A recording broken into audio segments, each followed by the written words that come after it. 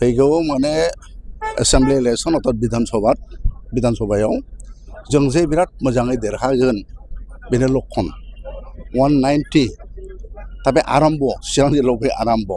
आरो गोबां जोंहा हाबबावनांगौ दङ दा जोङो दा